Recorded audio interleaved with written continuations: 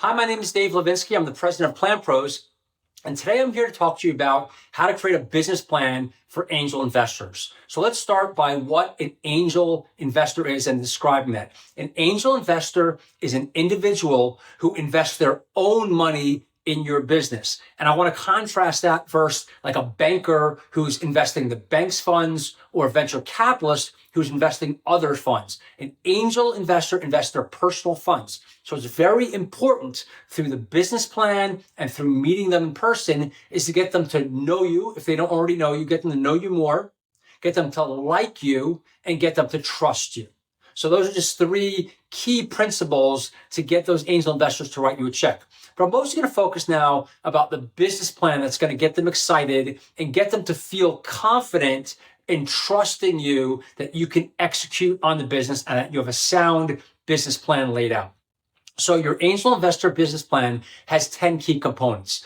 The first component is the executive summary. The executive summary is the first thing in your business plan, the first thing they're going to read. And unfortunately, if they don't like it, they're never going to get past it. So the executive summary, as the name suggests, is a summary of the rest of the business plan. The most important thing you want to do in the executive summary is in the first line, in the first paragraph, to very succinctly explain what it is that your business does. Because if the angel investor can't understand what you do and or they can't explain to their spouse or their friends what you do, then they're not going to invest. So that's the key. Executive summary, summarize the key points of every other section of the plan, which I'm going to go through in a second, starting with a succinct explanation of what it is that your company does. Next section of your plan is the company analysis. The company analysis goes into a little more description of who your business is and what you're doing. And it also explains how your business is incorporated and where you're incorporated. So types of incorporation could be a C Corp, an S Corp, an LLC, etc. So you want to explain that there and discuss where you're located. Very importantly, in your company section, you want to talk about past accomplishments. Now, the best indicator of future success is past accomplishments. Think about it like a football team. If a football team is 0-13, their chance of winning the next game is, regardless of who they're playing, is pretty low. So you want to show as many past accomplishments as possible. Now, the question might naturally arise that, hey, if I'm a startup, what past accomplishments do I have? Here you can talk about, naming your company, creating your company logo, surveying potential customers. There are things that you've already done to lay the groundwork, and you want to explain that as here are things that we've already successfully accomplished to give the impression that you're going to keep going up that trajectory of success and accomplishments. So that's the company analysis. Next part of your business plan is your industry analysis. Here's where you're going to talk about the industry that you're operating in. How big is the industry? What is the size of it? Is it growing? Is it shrinking? What trends are there in the industry? And ideally, your business plan is not just an industry report. Ideally, you're going to take the industry information and explain how that supports your success. Hey, this trend is going on and that supports us because of this. So that's your industry analysis. Next is your customer analysis. Here you're going to talk about who your target customers are. Where do they live? What are their demographics, age, gender, etc. Or if you're serving businesses, what are the size of the businesses? Are you serving HR managers versus business owners, etc.? So talk about who your customers are and what their specific needs are.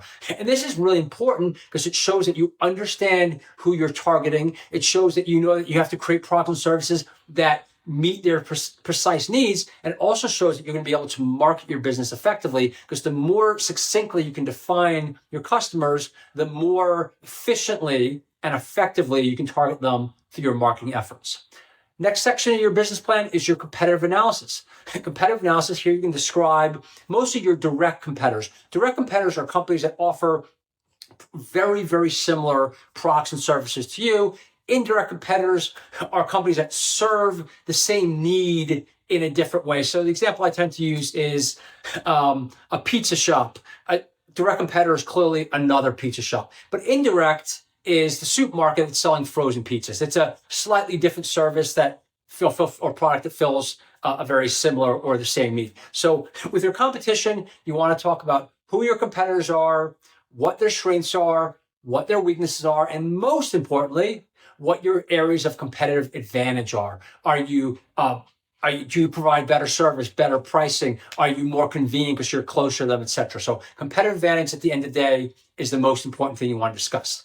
Next section of your business plan is your marketing plan. Here we talk about your 4 Ps. First P, you can multiple orders, but the first P is product. Here you're going to talk about your products and services, what they are, and why they're so great. Next, you talk about your pricing. Are you the premium price? Are you the low price? Are you the average price? Talk about your pricing strategy and your branding strategy.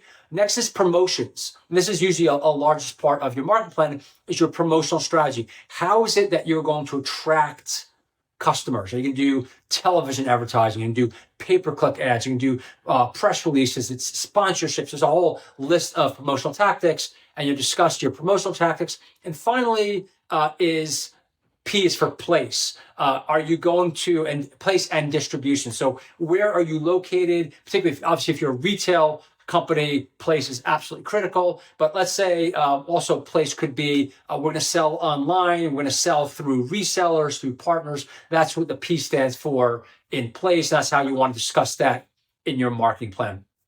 Next, after your marketing plan, is your operations plan. Here you're going to talk about 2 core things. One is what are the processes that you need to perform on a day-to-day basis to make your business successful? And it shows angel investors that you understand your business clearly. You know what has to be done to operate that business. So going back to my pizza shop example, we need to make the pizzas. We need to wake up every morning, and we need to make sure we order the right ingredients. So we got to order ingredients. We need to make sure our stocking's right. We need to have good customer service. We need to maintain our website. We need to employ and train our staff and so forth. The next part of the operations plan are your key milestones. So here is where we're at today. We're a startup, we're an existing business, and your milestones are what you want to accomplish over the next 5 years. So today, where we are today, in the next quarter, we expect to achieve this. In the next year, we expect to achieve this. In the next 2 years, this, and so on and so forth. So we're creating that plan of how we're going to grow your company and showing that you understand what the key milestones are. So the key milestones could be, hey, we're going to hire our 8th employee. We're going to hire a sales manager. We're going to reach 100,000 in monthly sales, and so on and so forth. You need to lay out what those key milestones are. Next section of your business plan is your management team. At the end of the day, I don't care how great your idea is, if you don't have a management team, including yourself, that can execute on that idea, it's not going to work. So let's say the management team is just you, maybe it's others, but for yourself and for others, anyone on your team, you want to talk about what is your background and what makes you qualified to be successful in this venture. So remember, if we go back earlier, we talked about past achievements in company analysis. It's similar here, talking about what you have achieved, what your team members have achieved that make you very likely to succeed with this business. That's really what you want to focus on a management team. You could also talk about any board members you might have in the management team. And that's something actually for angel investors that's interesting.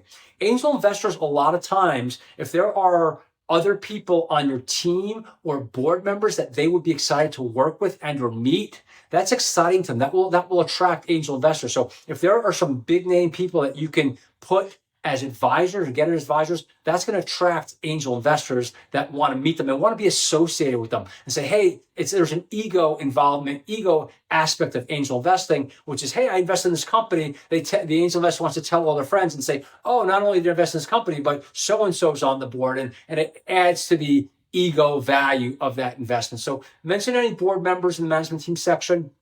And also, if you have any big gaps to fill, hey, we need to hire a VP of sales. We're going to do that within the next 4 months. And here are the qualifications that we're looking for. That just continues to give you more credibility that you're really thinking through your business properly. Next section is your financial plan. Here's where you're going to talk about how your company makes money, and you're going to add some of the top line projections, your top line income statement projections, what revenue we expect to generate over the next 5 years, what income we expect to generate, and if you need funding, how much funding do you need, and for what key purposes do you need that funding?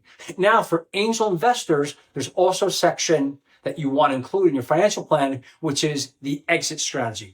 angel investors, unlike a bank, bank, you're going to repay, the principal and interest every month. For an angel investor, they're generally only going to get paid, particularly if it's an equity investment, when you sell your company, when you exit your business. So you really want to talk about your exit strategy, what your exit strategy is, what are the types of companies you expect to sell to in the future, and why. And that's going to get the angel investor excited to know that, hey, there's a plan to eventually allow me, the angel investor, to cash out and get the return on my investment. And finally, there's the appendix. And the appendix, most of the appendix is an extension of the financial plan. Here you're going to include your full 5-year income statement, balance sheet, and cash flow statement. Those are the 3 main financial statements, financial projections, also known as statements, that you want to include in your business plan. And then any other additional information that helps prove your case, you want to put in the appendix. So if you have lists of customer lists, you have intellectual property, etc., anything that you can add in there, designs, like, hey, you're starting a coffee shop, here's our layout and a professional interior design sketch, anything that's going to add credibility, including that appendix. Going back to that executive summary, everything I talked about, the most important pieces go in that executive summary. What it is that you do, here's the market, it's growing, here's why the market trends poise us for success, here's the customers that we're serving, showing we really know those. Here's the marketing plan that shows how we're going to attract those customers. Here are milestones that we're going to hit over the next months and years. Here's why our management team is uniquely qualified. Here's how much money we're seeking, and here are our financial projections showing that we're going to be very profitable. So that's tying it all together. And hope that helps, and look forward to seeing you on the PlanPros website. If you haven't already checked it out, we've created what we believe is the #1 AI business plan generator in the world that's here to help you create a winning business plan for your business. Wish you the best of luck.